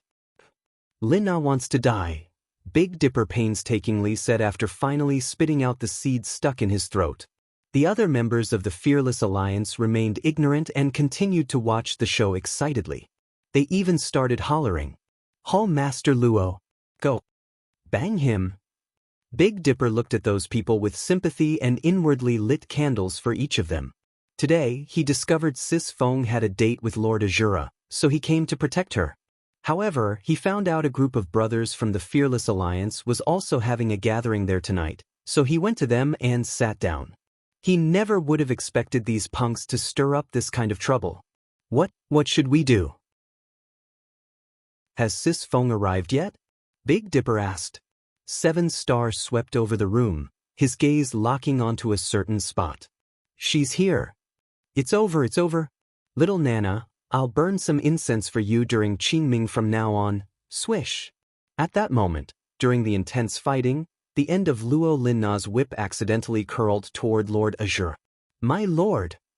Jiang Yana exclaimed in rage. However, the man stood in his spot without moving, not even blinking his eyes. A second later, before Jiang Yan could block it, a slender hand unflinchingly caught the violent whip. As Yi Wanwan clutched the whip, she met Lord Azure's gaze and didn't forget to greet him with a grin. Hey, Lord Azure. As expected, Yi Wanwan didn't get a response from the man, but she didn't care. Chapter 1642. 1642? Oh wow. Awesome. There's actually someone fighting over a man with Linna. It's gonna be a good show. Some ignorant Fearless Alliance members who didn't see Yi Wanwan's face shouted excitedly. Who dares to steal my man? Do you want to die? Luo Linna roared while forcefully pulling on her whip. Yi Wanwan finally looked away from Lord Azure and released the whip before turning around. She hooked her arms around Lord Azure's arm while looking at the beautiful hall master in front of her with a nonchalant smile curling on her lips. She uttered, Me. The second Yi Wanwan turned around, the color drained from Luo Linna's face and her whip loudly dropped onto the floor in shock. She almost knelt down reflexively. President. Why is it President? Luo Linna never would have expected the newcomer to be her own boss and was stupefied. In the distance, Big Dipper saw Luo Linna's expression and inwardly mocked. Only this and you're shocked? If you knew who you were hitting on, would you be terrified to death? President, forgive me. I didn't know it was your esteemed self. Luo Linna hastily bowed and pleaded in fright while carefully peering at the man next to Yi Wanwan. She didn't know if she saw things wrong due to the dim lighting, but the man's previously blank eyes looked like a flame had ignited inside of them after the president latched onto his arm. Yi Wanwan saw Luo Linna secretly looking at the man next to her and wore a gentle smile on her face as she coolly said, Linna, if you look at him again, your president, might do something brutal. I was wrong. I didn't do it on purpose. Forgive me, President. Luo Linna quickly lowered her head in fright and didn't dare to take a second look. Wah, this is terrifying. The man's cool gaze softened a little as he watched the girl's little threatening expression. Good girl, Yi Wanwan smiled and started to lead the man inside. Detecting the man wanting to pull his arm away, Yi Wanwan said, Esteemed Lord Azure, please understand the extent to which you can attract trouble. I'm not trying to take advantage of you, all right? But if I don't do this, I'm afraid you're going to take all night, and you still won't be able to walk a few steps. Lord Azure, Jiang Yan behind them spat out, Vixen. This was clearly an excuse to take advantage of my lord. All members of the Fearless Alliance are birds of a feather. Under the dim lighting, the amused guests watched as a woman abruptly appeared and immediately took away the man of the hegemon flower, Luo Linna, in front of her. The majority of the guests didn't recognize Yi Wanwan though. Luo Linna had a fiery and explosive temper, but she watched her man being stolen away and didn't do anything. Instead, she stood there fearfully and didn't even dare to protest. Fuck me. What's going on? Just who's that woman? I don't know. The other guests didn't understand the situation, but there was no way the group from the Fearless Alliance didn't recognize their own president. After taking a good look at the woman, the previously hollering spot transformed into a graveyard, silent without a decibel of sound. What did they just see? Yi Wanwan was waiting intently for Lord Azure earlier and didn't know many people from the Fearless Alliance, so she didn't notice her own people here. After seeing Big Dipper and 7 Star, she finally realized which faction was in the center. She naturally had to go over and greet them. The moment Yi Wanwan arrived, the previously crazily partying group straightened their backs in a wave like a group of grade schoolers seeing their teacher. President. Have a seat, President. Yi Wanwan nodded her head but waved her hand with a smile. No need, your president is very busy tonight, so do as you please. Chapter 1643 Ichim. I'll be very busy tonight. Why? Do these words sound wrong? Sent off by gazes from the Fearless Alliance members, Yi Wanwan led the man to a corner in the bar and sat down. As for Jiang Yen, he guarded the table without straying an inch like a door guard. Yi Wanwan didn't mind being strictly guarded though. She'd still do whatever she needed to do. Nearby, the Fearless Alliance members relaxed with lingering trepidation. I was scared to death. Right? I didn't expect to run into the president here. Luo Lina was on the brink of tears. She hastily picked up a glass and chugged it down to soothe her shock. I'm the one who's scared to death, all right? It's an utter miracle that I managed to return. After all, she was basically trying to steal food from the mouth of a tiger just now. Big Dipper chuckled and threw some seeds into his mouth. You're scared to death just like that? If you knew who you were hitting on just now, wouldn't your spirit disperse? The man I was hitting on just now? Who is he? Luo Linna didn't understand. Big Dipper winked. Guess. Luo Linna was exasperated. Say, Brother Big, don't leave me hanging in this kind of situation. Big Dipper laughed. You're better off clueless. I'm really afraid something would happen to you from fright. Luo Linna drank some whiskey and raised her brows. Just who is he? If it wasn't because the president took a liking to that man, there really aren't many men I wouldn't dare to hit on in the independent state, all right? Unless he's Lord Azura. She randomly added the last part. Big Dipper bluntly stared at her and gave her a meaningful look before airily saying, Congratulations, you answered right. Pitch, a coughing fit took Luo Linna by storm, and her voice was about to pierce through the ceiling. What did you just say? Big Dipper had a smug expression. I'm saying, the person you just hit on was? Lord Azura. Are you fucking messing with me? He's Lord Azura? Luo Linna doubted whether this was the truth. Big Dipper rolled his eyes. Please. I personally saw him myself earlier. Could I have the wrong person? Damn. Isn't the president messing around too far this time? Wait, no, that's not the point. Luo Linna trembled fiercely, her face ghastly pale. How about I use my whip and hang myself? Heavens! That man is Lord Azura? Seriously? Is the president meeting Lord Azura to discuss official business? Forget it, how could it be official business? Who would ask someone to meet at a bar this late at night for official business? Let's not fool ourselves. Ahem, what in the world is our president saying? What is it? Everyone curiously stared at the table in the corner after their shock subsided. At the same time, Yi Wanwan looked at the man in front of her with a smile. It's been a long time since we've met, esteemed Lord Azura. Did you miss me? The music from the stage suddenly became ear-shatteringly loud, so the man only saw her lips moving but didn't understand what she said, causing his brows to furrow slightly. Yi Wanwan acted like she expected this and suddenly leaned in close to the man's ears and repeated her words. It's been a long time since we've met, esteemed Lord Azura. Did you miss me? The girl's sudden approach led to her warm breath washing over his ear. Her voice was soft and sweet. The man felt like a jolt of electricity was gushing through his nerves, and his back instantly stiffened, causing him to automatically lean back. Chapter 1644 Behind them, Jiang Yan's eyes were about to bulge out. However, Yi Wanwan only spoke a sentence after leaning over and she swiftly pulled back, so Jiang Yan managed to hold back. He still fumed incessantly though. The volume of the music abated a little, and the man quietly watched the girl speaking, fire and ice brewing in his eyes.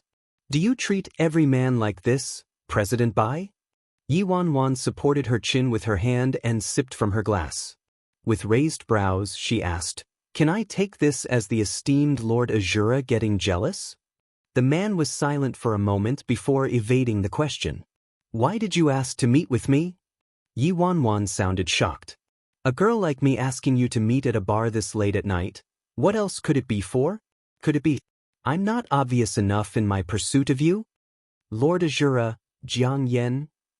Vixen. Yi Wanwan had a regretful expression. Alright, fine. It's my fault. I should be more obvious. After saying that, she stood up abruptly and walked toward the stage. Yi Wanwan stopped next to the DJ and quietly said something to him. The DJ bobbed his head and the music in the club swiftly changed to another song. Yi Wanwan picked up the microphone and ascended the stage, taking into her arms a guitar borrowed from the lead singer. Good evening, everyone. Yi Wanwan sat down on the tall stool placed on the stage and smiled. Oh, the Fearless Alliance members in the center booth whistled and cheered. Shit, what's the president doing? She's my sis Fong indeed. I just knew something big would happen tonight. My decision to come here to watch over her was right. I'm going to sing a song for a slow-witted friend. As Yi Wanwan said that, her dazzling eyes glanced at a certain spot below the stage under the resplendent spotlight. Oh. Is the president going to confess to Lord Azura in public? But that's Lord Azura. The president wants to be launched into outer space. My lord. This by Fong. She's simply too insolent. Jiang Yen was on the brink of exploding from rage, but unfortunately, his master didn't say anything, so he couldn't act rashly. The man's unfathomable eyes were solely focused on the girl on the stage. The girl gently strummed the guitar to tune the sound. This was a song she learned by chance back in China. Thinking about it now, it was rather fitting. An energetic and lively prelude started playing. Yi Wanwan held the guitar and started singing the first line with closed eyes while concentrating. You have an allure that shatters the distance of time and space. I know I can't let you go. I can't forget you. Memories of you haunt every city I go. The girl wore a clean and simple outfit with her hair pulled into a simple ponytail and sat on the stool casually, her fair, jade-like skin seeming to glow underneath the spotlight. The moment she closed her eyes, it was like all the light in the world fell on her. Memories of you haunt every city I go. Even if the moon clashes with the earth, I want to be with you. No matter how wonderful this world is, it's no match for your perfection. When Yi Wanwan sang that last line, she opened her eyes, and her gaze shot toward a certain corner of the bar like the starry sky shedding light to the night. The hegemon flower, Luo Linna, clutched her pounding heart with flushed red cheeks. Fuck me. I'm shut. Boss is too good at flirting. The alley after a shower, the roses blooming everywhere, how beautiful is our love, like the lingering rays of the setting sun. Lean against my shoulder, and you can drift to sleep. Under the stage, no one noticed that the perpetually chilly like an iceberg man had a softness in his eyes never seen before. Chapter 1645. 1645. What stirred the man wasn't only the song she chose and her voice, it was the loneliness that flitted through her smiling eyes after she sang, Lean against my shoulder, and you can drift to sleep. Under the stage, Seven Star watched as the room became more and more out of control and severely glanced at the jeering Big Dipper. Are you done? Big Dipper finally remembered that he came to watch Sis Fong to make sure she stayed out of trouble and said with embarrassment, I'll just watch a little longer. A little longer. After all, this kind of scene only happened once every millennium. Seven Star didn't hesitate and directly picked Big Dipper up by the back of his lapels and chased after Yi Wanwan. Outside the club, after disconnecting from the clamor and blinding light, the world returned to tranquility. Yi Wanwan felt a bit dizzy. No way, right? I just drank a few sips, so why am I drunk already? Could it be that it's not the wine that intoxicates but the drinker who gets himself drunk, and I'm drunk from beauty? Yi Wanwan grumbled in a daze. Jiang Yen, does this woman's every word have to take advantage of my master? My master is sacrificing too much for me. Under the moonlight, Yi Wanwan stood under the eaves of the building and stared at the man in front of her. She placed her hand on his shoulder and asked, My esteemed Lord Azura, do you still need me to be more obvious? I don't understand what you mean, President Bai, the man expressionlessly replied. Yi Wanwan smiled. We've circled around each other for so long, and both of us are well aware. So do we really need to keep competing with our acting skills? Lord Azura stared at her smile, her singing still ringing in his mind. He looked a bit absent-minded and dazed. Yi Wanwan caught his inattention and as she spoke, her hand on his shoulder imperceptibly started drifting toward his hair. That was right. This was one of her main objectives tonight. When she discovered her true identity, what she wanted to know the most was the identity of Tong Tong's biological father. A little bit, just a little bit more. Damn. Why does this guy have such good quality hair and doesn't have a strand of loose hair? She couldn't find an opportunity earlier, so she had no choice but to try her luck while he was distracted. Yi Wanwan didn't dare to forcefully pluck a strand since she'd definitely be discovered, so she secretly patted around. Yet she didn't obtain a single strand. Moreover, the man seemed to have noticed her odd actions and caught her wrist when she was about to try a second time. He stared at her, as though he was trying to ascertain her objective. Ahem. Lord Azura, you seriously have nice hair. I just wanted to feel it for myself. It's truly very soft. Yi Wanwan fibbed without missing a beat. This was the last straw for Jiang Yen. Vixen, enough already. You wanted to meet up with my lord, and my lord came. If you dare to act so insolently toward my lord again, don't blame me for being uncivil. An unusual cold glint flickered through Yi Wanwan's eyes. Heh, uncivil? Sure, you can try. The moment her words landed, a boisterous voice was heard from behind. Hey, who are you acting uncivil to?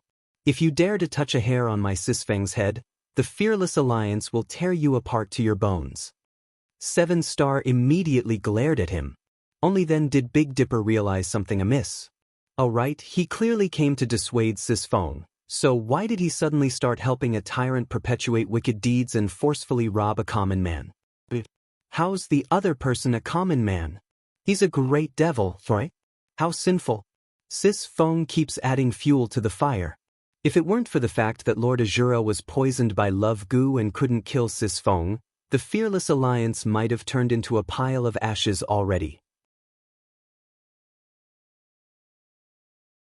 Chapter 1646. Jiang Yen intently stared at Big Dipper and 7 Star with a deep frown. This vixen actually gathered a group to snatch my master. For me, my master truly. Jiang Yen was deeply moved. You want to die? A cold glint flashed through Jiang Yan's eyes as he pointed at Big Dipper and shouted.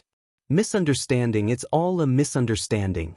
Wait, who the fuck are you talking about who wants to die? You door god, you guard dog. Pa. Big Dipper indignantly cursed at Jiang Yen, livid. 7 Star glanced at Big Dipper. Do you still remember what you came here to do? Big Dipper was startled. Oh, we seem to have gone off track. Even if you're a guard dog, you're still a good dog. Misunderstanding, it's all a misunderstanding. Big Dipper swiftly walked toward Yi Wanwan and said with a grin, Sisfeng, you drank too much. Let's hurry and return. There are still many matters waiting for you to handle back at the Alliance, Sisfeng. Big Dipper grabbed Yi Wanwan's arm and tried to leave this place. However, the second Big Dipper touched Yi Wanwan's hand, he felt like ice encased his entire body and he involuntarily shivered. Ooh, there's a murderous aura. Who wants to sneakily attack me? Big Dipper cautiously examined his surroundings, but there was nobody aside from Lord Azura expressionlessly staring at him. Yi Wanwan was exasperated. Why did this fool come over here? He was too tactless. Couldn't he tell she wasn't done with Lord Azura yet? She still hadn't obtained a piece of Lord Azura's hair. The other purpose could be forgotten, but this was at least an S-rank mission at Scarlet Flames Academy. Next to them, 7 Star sighed and slowly walked up. He grabbed Big Dipper by his lapels and quickly dragged him to the car. Master, we should go. There's something wrong with this vixen's head. Who knows what she could do later, Jiang Yen carefully said to Lord Azura. Lord Azura expressionlessly turned around and left. After entering the car, Siyihin's brows locked together. The current situation had progressed in the complete opposite direction of what he had hoped. If this continued, it would be almost impossible to make Yi Wanwan leave the independent state and return to China. It wasn't that there weren't any solutions to make Yi Wanwan return to China. He would need to restore his identity as Siyihin. At that moment, 7 Star, Big Dipper, and Yi Wanwan arrived at the Fearless Alliance's building. After Yi Wanwan exited the car, she headed straight inside the headquarters. "Good evening, President." The Fearless Alliance members on guard that night immediately straightened their backs and plucked up their energy, saluting Yi Wanwan. Yi Wanwan greeted the guards and headed to her office. Big Dipper and Seven Star also entered a moment later. "Sis Feng, it hasn't been peaceful in the independent state lately. We should avoid provoking people from prison," Big Dipper hastily said to Yi Wanwan as soon as he entered the office. "Prison?" Yi Wanwan was startled. "Who's from prison?" "Lord Azura. Azura's one of the 3 core factions of prison," Big Dipper said. "Yi Wanwan, who needs a reminder from you?" "Of course I know." "Sis Feng, when will you go back to Scarlet Flame's Academy?" Seven Star asked her. The mission was finished now, so it was almost time for her to return to Scarlet Flame's Academy. "Within the next 2 days," Yi Wanwan replied. Before returning to Scarlet Flame's Academy, she still had something to take care of, but it would take 2 days at most. Chapter 1647, Sis Feng, I received a piece of news, but I don't know whether to tell you. Seven Star looked hesitant. "Speak." Yi Wanwan frowned lightly. Had Seven Star mixed with Big Dipper too long? Why was he so fussy now? After Sis Feng disappeared from the Fearless Alliance, a few of our Fearless Alliance's previous core members were held captive due to war. Over the years, the elders have sent members from our intelligence department to investigate their whereabouts. The newest information came yesterday and said they were in China, Seven Star said slowly. Yi Wanwan turned pensive when she heard that. Shortly after she came to the Fearless Alliance, she heard the Fearless Alliance triggered many wars after Bro Flattop disappeared, and some core members were captured. No further words were heard from them. Who could have expected those captured core members from the Fearless Alliance would show up in China? It's an utter humiliation. Big Dipper was incensed. How glorious is our Fearless Alliance? How could our core members be captured? Seven Star glanced at Big Dipper. If it weren't for those core members back then, the Fearless Alliance might not have been able to hold on until Sis Feng returned. Big Dipper laughed in embarrassment and quickly said, "What I meant was that those people who captured our Fearless Alliance's core members were simply too shameless. They should be hacked into 1,000 pieces and killed." "Do you know which faction did it?" Yi Wanwan asked Seven Star. The Fearless Alliance made too many enemies back then and fought with countless factions, so we don't have any leads anymore, Seven Star answered truthfully. "China?" Yi Wanwan murmured. She coincidentally also planned on returning to China soon. Her current position inside the Fearless Alliance was very stable, so it was time to make some advances. Otherwise, it wouldn't be good if she held the title of the Fearless Alliance's president without contributing anything to the Fearless Alliance itself. She herself would be embarrassed. "Okay." Yi Wanwan slapped the table. Big Dipper jolted in fright and turned to her in shock. Prepare. Help me gather the strongest elite members of the Fearless Alliance so that they can go to China with me," Yi Wanwan ordered with a smirk. Big Dipper was startled. "Go to China?" "Sis Feng, China is thousands of miles from the Fearless Alliance. It would be fine if our enemies are small in number, but if they aren't, I'm afraid something might go wrong. The most troublesome thing is that we aren't familiar with China," Big Dipper hastily explained. "Yi Wanwan, you aren't familiar, but I'm familiar. You don't have to worry about that. I have plans in the works." "Just do as I say," Yi Wanwan said. Upon seeing that Yi Wanwan had made up her mind, Big Dipper could only helplessly nod and agree.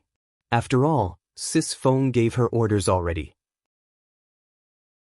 What else could he say? The next day, in the early morning, Yi Wanwan went to the Nye residence to see Tang Tang and bid farewell to Madame Nye. After all, after returning to Scarlet Flame's Academy, her next step would be to head to China and accept the mission of eliminating traitor mercenaries there while she was at it, so it might be a while before she returned. Inside the Nye residence's living room, Yi Wanwan served Madame Nye a cup of tea. Next to them, worryless Nye coldly watched Yi Wanwan with contempt brimming from her eyes. "Wanwan, I heard you're attending Scarlet Flame's Academy?" Madame Nye asked Yi Wanwan while looking at her. Chapter 1648, Mom, I've been enrolled for many days, Yi Wanwan answered with a smile. Nice. Madame Nye nodded with satisfaction. Worryless and Linglong both studied at Scarlet Flames Academy. Studying at Scarlet Flames Academy isn't too connected to your background and status, but if you run into any problems there, just use Worryless name. Sure. Yi Wanwan nodded with compliance. It was 12 by the time she left the Nye residence. Yi Wanwan didn't linger since she planned to go to Rose of Death's base and see how its formation was going. Rose of Death had been established for a while, and she left its management to little Lolita and Luiying without much hovering. The second she stepped through the main gates and left the Nye grounds, Nameless Nye popped up from nowhere. Sis, Nameless Nye called her. Yi Wanwan halted in her steps and turned around. Nameless Nye looked a bit disheveled, and his state of mind didn't seem too great. What happened? Yi Wanwan furrowed her brows lightly. She heard Nameless Nye had an argument with his family. Not much. I just had a fight with Dad and Mom, Nameless Nye replied with a sigh. What was the reason? Yi Wanwan asked. It's nothing. Just some tiny, trivial matters, Nameless Nye answered. Since Nameless Nye didn't seem too willing to explain in detail, Yi Wanwan didn't pursue the matter. Considering Nameless Nye's personality, it would be very difficult to make him loosen his lips unless he wanted to talk. Say, after Dad and Mom pass from this world, who will inherit the Nye family? Yi Wanwan asked with a meaningful look at Nameless Nye. She absolutely couldn't clearly talk about some matters with Nameless Nye considering his personality, but it wasn't a bad option to go at it in a slightly roundabout way.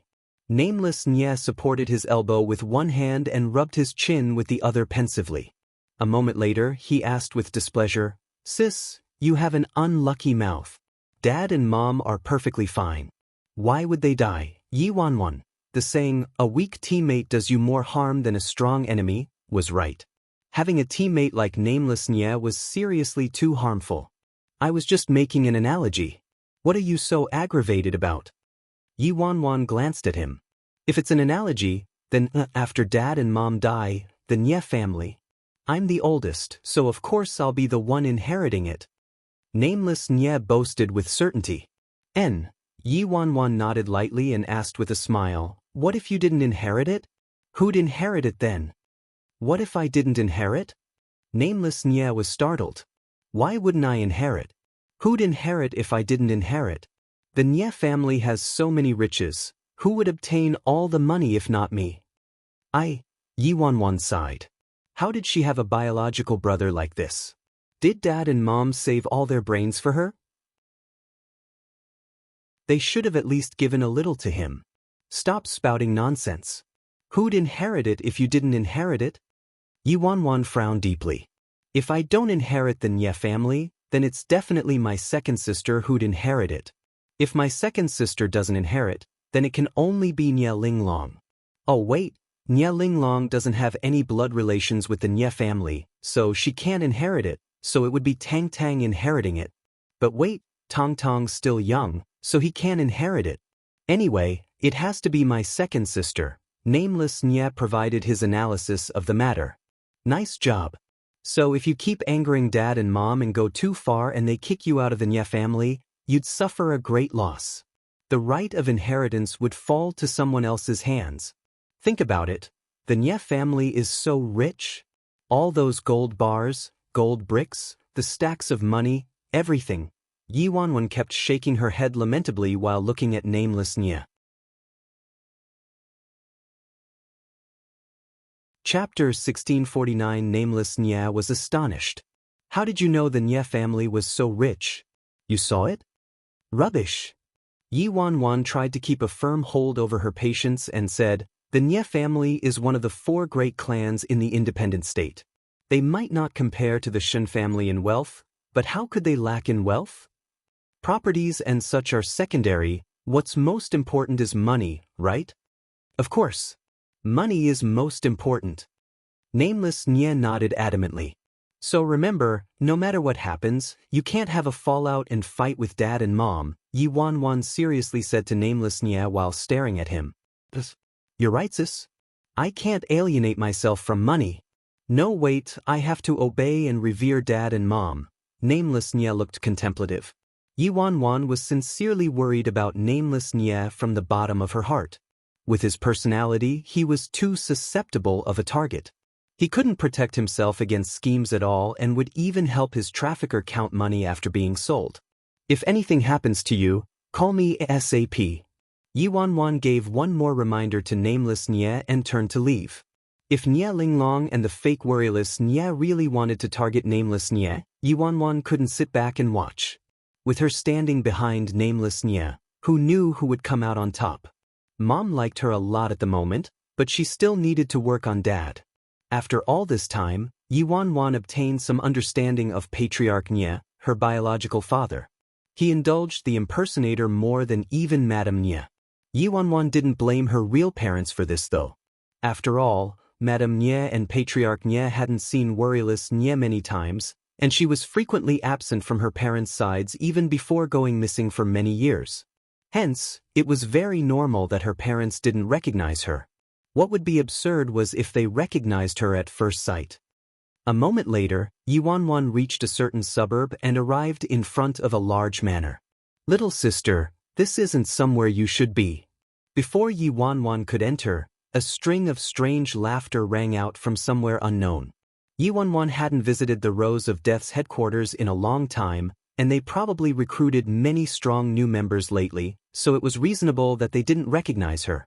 Yi Wanwan didn't have a chance to respond before a breeze brushed past her and a woman wearing a mask appeared next to her in the blink of an eye. Are Lu Ying and old Jiang here? Yi Wanwan softly asked while looking at the masked woman. The masked woman was startled. Who are you? Black Widow, Yi Wanwan replied. The masked woman suddenly started laughing. Oh, you say you're Black Widow? Why didn't I know that Black Widow was so young? Little sister, did you know that pretending to be Black Widow will bring calamity to your whole family? Who are you calling a pretender? The Rose of Death's copyright is in my hands.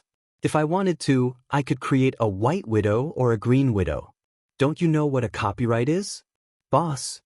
An elderly man walked out of the manor and was shocked upon seeing Yi Wanwan. Nine Tails. That's our boss, Black Widow. The elderly man hastily said to the masked woman. What?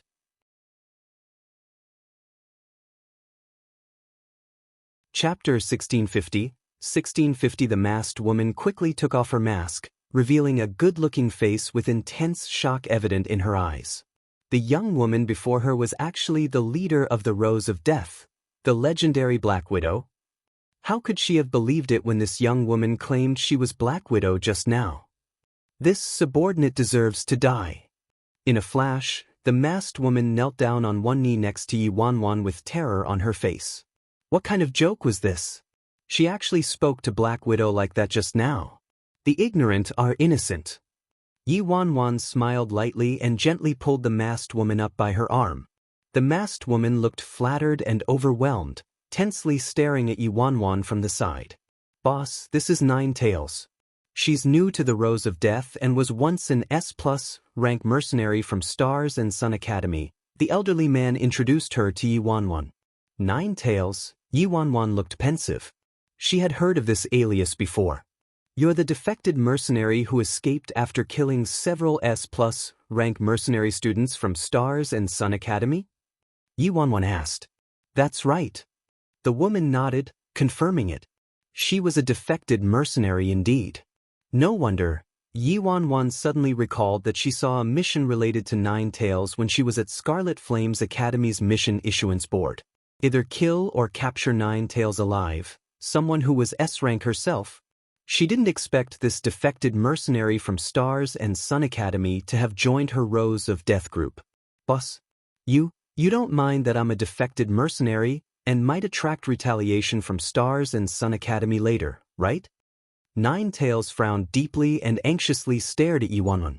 Nine Tails herself didn't expect a formidable faction to dare to take her in after becoming a defected mercenary. Moreover, this formidable faction was the legendary Rose of Death.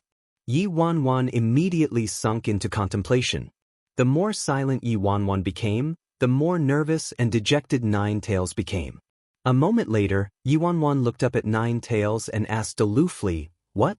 You think my Rose of Death would be scared of the mere Stars and Sun Academy?" Nine Tails' dejection and nervousness disappeared instantly, and she vehemently shook her head. "Of course not.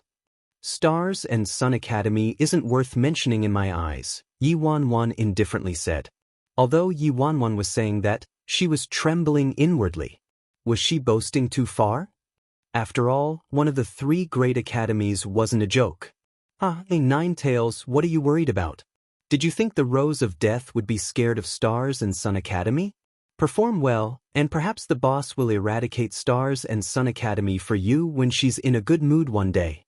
The elderly man interjected. Yes. Nine Tails nodded frantically. Yuanwan, eradicate your ass. Soon, Yuanwan followed the elderly man and Nine Tails inside the manor. After learning of Yuanwan's arrival, Luing, Old Jiang, and the others immediately came out to receive her.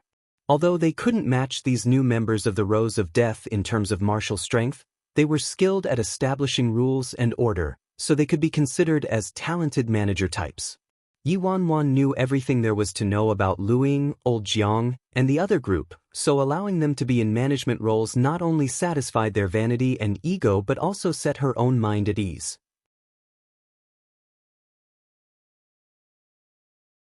Chapter 1651, Sis Feng. Luing called with a faint smile. Luing felt very grateful toward Yuanwan actually.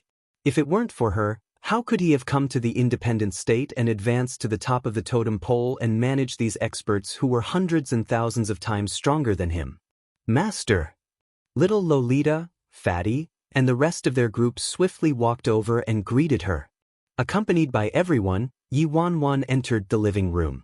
Luing took out a document related to the division of manpower in the Rose of Death and handed it to Yuanwan. Yuanwan took the document and carefully examined it. Recently, the Rose of Death recruited 3 S-rank mercenaries, 1 S+ rank mercenary, and hundreds of exceptional experts. Sis Feng, the more people we recruit, the larger our expenses get.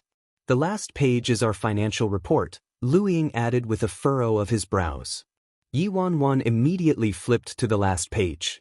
It had to be said that the Rose of Death's financial expenses were quite exorbitant lately. However, if an organization didn't have money, how could it strengthen? If they couldn't even afford to eat, who would be willing to join an organization that caused them to starve? Who cared if the leader was Black Widow? Even the Emperor of Heaven himself couldn't attract anyone. Currently, the Rose of Death is still starting off, so it's very difficult to make any profits, Old Jiang sighed. There's a way out. Luing stared at Yuanwan, hesitating to speak. Speak, Yuanwan said. We can imitate the Fearless Alliance. As long as we imitate the Fearless Alliance, our finances and funds won't be a problem at all, and we would even earn a lot of money, Luing replied earnestly. Imitate the Fearless Alliance? Little Lolita was dumbfounded. What do you mean? Why would we suddenly imitate the Fearless Alliance? Heidi also nodded repeatedly. Yeah. Could it be that the Fearless Alliance is super talented at earning money? Talented? What talent is there to the Fearless Alliance's money earning? They solely rely on stealing. The bearded man sneered. The Fearless Alliance is the independent state's infamous boss bandit. That's right. Luing nodded lightly and looked at Yuanwan. If the Rose of Death can imitate the Fearless Alliance, the hole in our finances would be filled instantly. Yuanwan, having one shameless organization is enough. Another one? Do I freaking want to lose all shame? Sis Feng, what do you think? Luing asked her. Yuanwan pretended to think about it before promptly shaking her head. No need. I'll resolve the deficit in our finances using the Fearless Alliance's finances. The Rose of Death and the Fearless Alliance are brother organizations, so one of them being shameless is enough.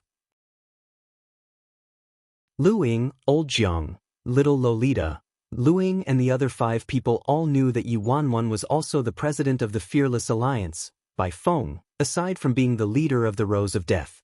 However, hearing the president of the Fearless Alliance calling the Fearless Alliance shameless, it felt weird for some reason. If the Rose of Death used the money that the Fearless Alliance stole to develop and expand itself, wouldn't that be more shameless though? Yi Wanwan immediately called the Fearless Alliance's finance department and told them to transmit a sum of money over.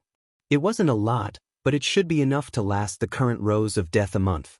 Also, although the independent states' businesses have been monopolized, the Rose of Death has many experts, so they can accept more mercenary missions, Yi Wanwan instructed them.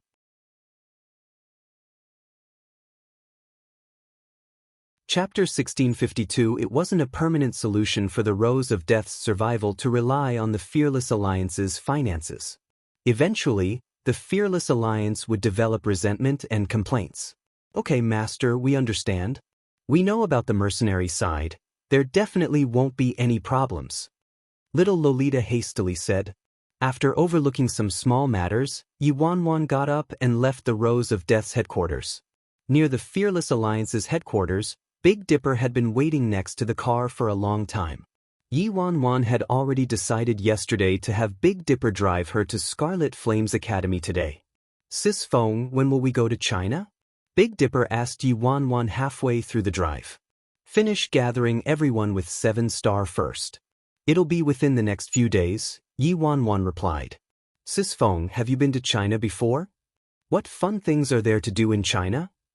Big Dipper was brimming with curiosity. People like Big Dipper and 7-star rarely left the independent state their whole lives. Even if they left the independent state, they would only visit the little countries near the independent state that were behind the times. There are too many fun things to do. Ha, that's great. I've never visited China. Big Dipper chuckled gleefully, anticipation evident in his voice. In the afternoon, the car finally reached the base of Scarlet Flame's Academy.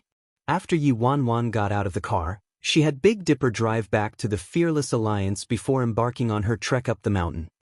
Standing in front of Scarlet Flame's Academy's entrance, Yi Wanwan briskly did her makeup before entering the academy. Yi Wanwan didn't hurry toward the D-rank mercenary classroom and made her way to the mission issuance area instead. There was currently a sea of people around the issuance area, so she was forced to wait on the perimeters and watch. Sometime later, Yi Wanwan frowned. After finishing 2 A-rank missions, where should she go to verify completion of her missions? Junior Sister Yi? Li Exen suddenly popped up from who knew where and stopped next to Yi Wanwan with astonishment evident on his face. What is it? Yi Wanwan stared at him, confused. What do you mean, what is it? Junior Sister, didn't you defect? Why did you come back? Li Exen anxiously examined their surroundings. What? Yi Wanwan was dumbstruck. I defected? That's right. Our class instructor said you defected. Li Exen quietly explained to her. A chilly glint surfaced in her eyes. That instructor, Zhang De, and Zhang Zunyan truly wanted her life. However, whether she defected or not wasn't determined by him. Say, does a sideshow D-rank mercenary like me need to defect? Yi Wanwan looked at Li Exen. If a mercenary reached S-rank, they weren't allowed to separate from their academy without permission and would be considered to have defected even if they switched alliances to a different academy. But a D-rank mercenary? I myself know that reasoning. It's simply a joke for someone to say D-rank mercenaries like us defected, Junior Sister Yi, but that instructor, Zhang De, definitely wants you dead, so he intentionally reported to his superiors that you defected, Li Exen said with a sigh. Yi Wanwan helplessly shook her head, utterly uninterested in paying Zhang De and his nephew, Zhang Zunyan, any heed. That's right. Where do I go to verify completion of my missions after I finish them? Yi Wanwan asked Li Exen. Li Exen entered Scarlet Flame's Academy a few months earlier than her, so he had more knowledge than her about the Academy's inner workings. Chapter 1653, 1653. After you complete a mission, go to the mission reporting area, and there are supervisors there to personally verify it, Li Exen replied. Belatedly, Li Exen started and stared at Yi Wanwan. Junior Sister Yi, didn't you rashly accept 2 A-rank missions earlier? What other missions did you accept? Why didn't I know about them? To Li Exen, The supposed mission that Yi Wanwan completed was definitely unrelated to the two A-rank people from the Fearless Alliance. Yi Wanwan was too lazy to continue explaining this matter since the explanation would go nowhere if Li Xian didn't believe it. After discovering about the mission reporting area, Yi Wanwan asked Li Xian to lead the way, and the duo headed there walking side by side. Junior sister Yi, how about you flee? Zhang De is at least a low-rank instructor. We don't have what it takes to provoke him. Moreover, he already reported that you defected, so aren't you asking for death by going to the mission reporting area right now? Li Xian tried his best to persuade her. However, Yi Wanwan wasn't shaken in the slightest. Zhang De only had the guts to deceptively report that she defected because he thought it was impossible for her to complete 2 A-rank missions. Little did he imagine that not only did she complete 2 A-rank missions, but she also completed them within a week. Yi Wanwan would like to see how Zhang De would cover his lie. Moments later, Yi Wanwan arrived at the rear mountain area at Scarlet Flames Academy, where the mission reporting area was located. The mission reporting area was currently packed with people, like many A-rank mercenaries wearing their black uniforms and even the occasional S-rank in a gold uniform. Typically, most people who came here were mercenaries who completed their missions and wanted to have them verified, so the highest-ranked mercenaries and even some top-notch elder-level figures from the academy could be seen here. Yi Wanwan saw that a group of A-rank mercenaries was ahead of them, lining up and filling out mission report forms. She had Li Xian wait on the side while she also got in line. Soon, a black-uniformed, A-rank mercenary looked at her with confusion. Junior sister, aren't you at the wrong place? No. I also came here to report my mission, Yi Wanwan truthfully replied after a moment of thought. The A-rank mercenary shook his head but didn't say anything more. A mere D-rank mercenary came to the A-rank mission reporting area to report her mission? Could it be that a D-rank mercenary accepted an A-rank mission and completed it? What kind of cosmic joke was that? About half an hour later, it was finally Yi Wanwan's turn. There was a woman wearing an instructor's uniform, about 40 or so years old, at the front. The woman peered up and furrowed her brows when she saw Yi Wanwan's gray uniform. She expressionlessly said, "You're at the wrong place. This is the mission reporting station for A-rank mercenaries." The woman pointed at the nearby D-rank mercenary reporting area and aloofly said, "Line up over there." Haha, where did this newbie come from? She doesn't even have a brain. A mere D-rank mercenary newbie came running to the A-rank mercenary's mission reporting area to report her mission? Haha, are all her brain cells out of commission? Don't say that. She's a newbie, so it's normal for her to be ignorant of the rules. Some senior D-rank mercenaries wearing gray uniforms guffawed without restraint. There were dozens of classes of D-rank mercenaries at Scarlet Flames Academy, and Yi Wanwan's class was but one of many. Hence, the majority of the D-rank mercenaries had never seen Yi Wanwan before.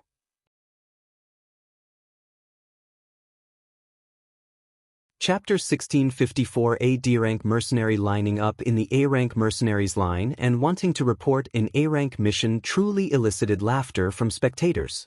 Yi Wanwan didn't understand the related rules, so she merely nodded and strode toward the D-rank mercenaries line. Junior sister, you probably haven't been enrolled in Scarlet Flames Academy for too long, right? A D-rank mercenary asked Yi Wanwan with a smile. Yi Wanwan nodded. She truly hadn't been a student here for more than a few days. The place you were standing earlier is dedicated for A-rank mercenaries and is mainly for reporting A-rank mercenary missions. You have to at least complete a B-rank mission to report it there, which isn't something we can do right now, the D-rank mercenary explained to her. Yi Wanwan looked pensive. So it appeared there wasn't any problem with her lining up in the A-rank mercenary line earlier. But I'm handing in an A-rank mission, Yi Wanwan frowned. Could she successfully hand in her missions from the D-rank line? An A-rank mission? The man was startled and examined her with surprise. How could a D-rank mercenary possibly complete an A-rank mission?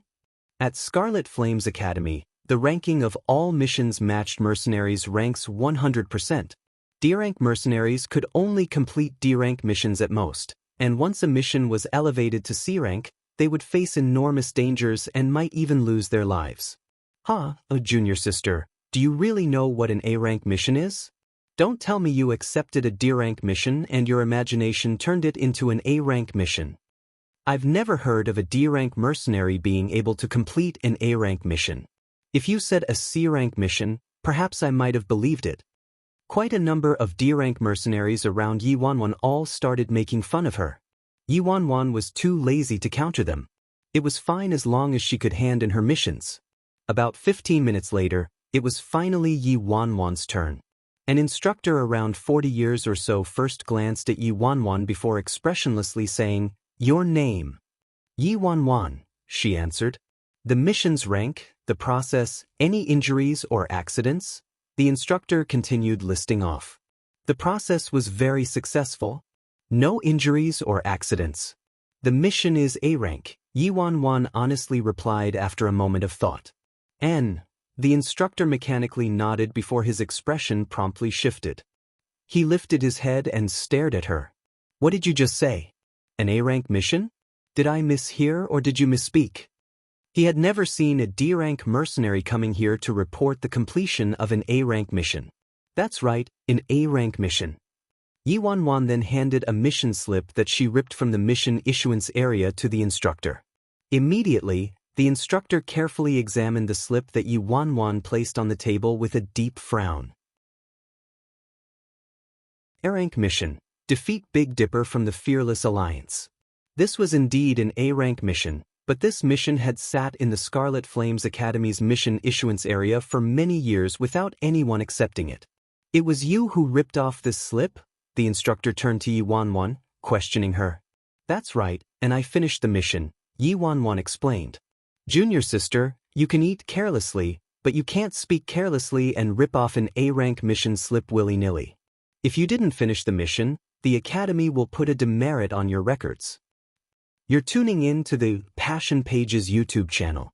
We're so grateful for your support, and don't forget to subscribe to join us on this incredible journey through captivating stories. Your generosity through donations truly makes a world of difference, as it's the primary source of revenue that allows me to expand and enhance this channel for you. Thank you from the bottom of my heart for being a part of this adventure.